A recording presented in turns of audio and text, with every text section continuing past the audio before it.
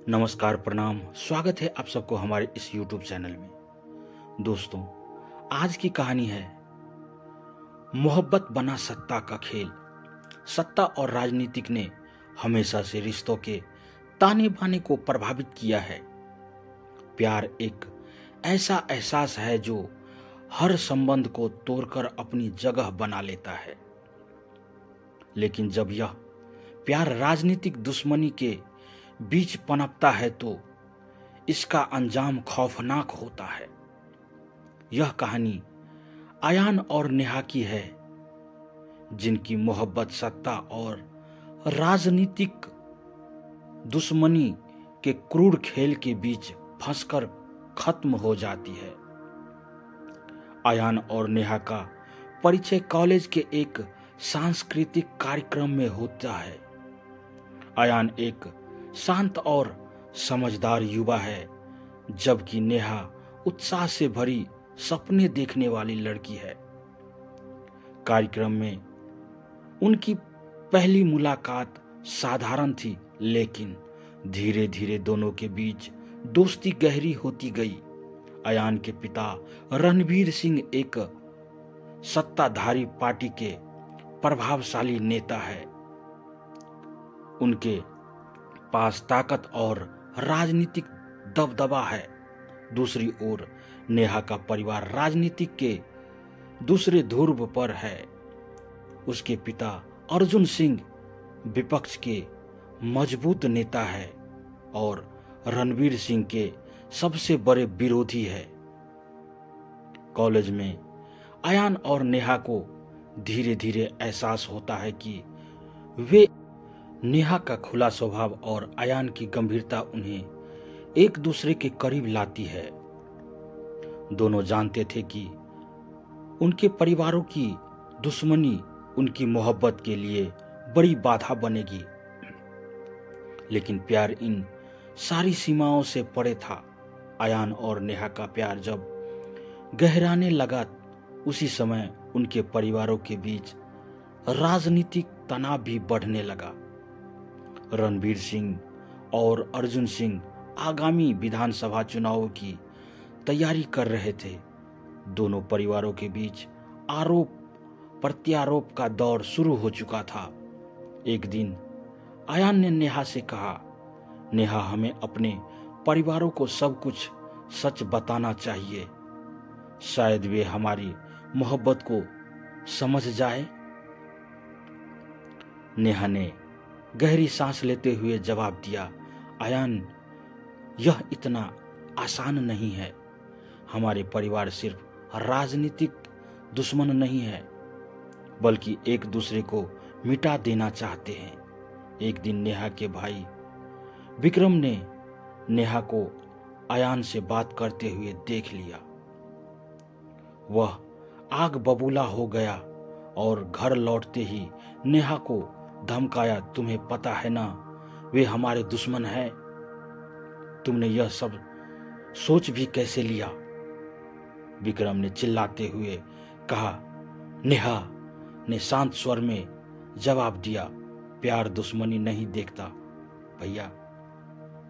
हम दोनों एक दूसरे से सच्चा प्यार करते हैं। इस बीच अयान की मां को भी उसके और नेहा के रिश्ते के बारे में पता चल गया। उन्होंने रणवीर सिंह को इसकी जानकारी दी। रणवीर सिंह ने गुस्से में अयान को अपने कमरे में बुलाया और कहा, क्या तुम्हें यह समझ नहीं आता कि यह रिश्ता हमारे परिवार के लिए कितना नुकसानदेह है? अगर तुमने यह जारी रखा तो मैं तुम्हें घर से निकाल दूंगा। अयान और नेहा ने तय किया कि उनके पास घर छोड़ने और एक नई जिंदगी शुरू करने के अलावा कोई दूसरा रास्ता नहीं है। उन्होंने गुप्त रूप से भागने की योजना बनाई।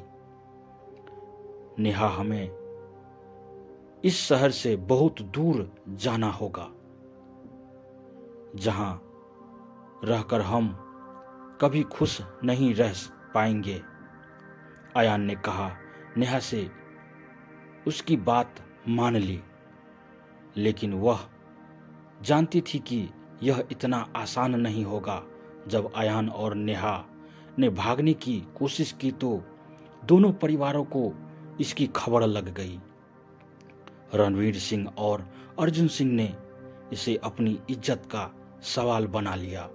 अगर यह रिश्ता कायम रहा तो हमारी राजनीतिक ताकत खत्म हो जाएगी।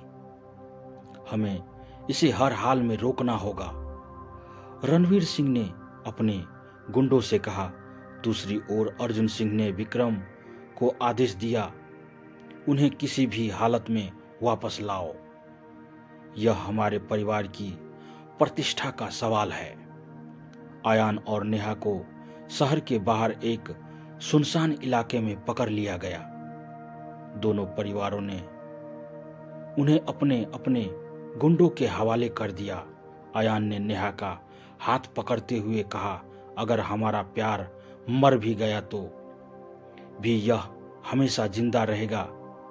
नेहा ने आंखों में आंसू लिए जवाब दिया, हमने तो सिर्फ प्यार किया था अयान, लेकिन हमारी मोहब्बत इन लोगों के नफरत से हार गई। उनकी हत्या कर दी गई। दोनों के शवों को एक नदी में बहा दिया गया ताकि उनके प्यार का कोई निशान न बचे।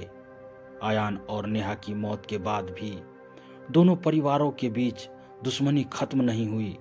रणवीर सिंह और अर्जुन सिंह ने अपने राजनीतिक करियर को आगे बढ़ाने के लिए एक दूसरे के खिलाफ और भी गंदी चालें चलनी शुरू कर दी।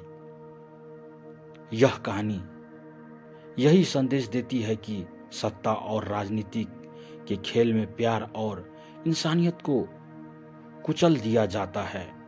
मोहब्बत बना सत्ता का खेल एक ऐसी कहानी है जो समाज, परिवार और राजनीतिक के भंवर में फंसे प्यार की त्रासदी को दिखाती है।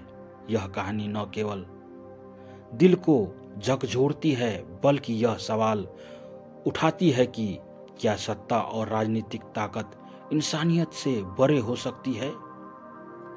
दोस्तों, अगर कहानी अच्छी लगे तो अपने दोस्तों के साथ शेयर करें। चैनल पर नए हैं तो चैनल को सब्सक्राइब करें, लाइक करें, कमेंट में अपनी राय जरूर दें। धन्यवाद। आपका दिन शुभ हो।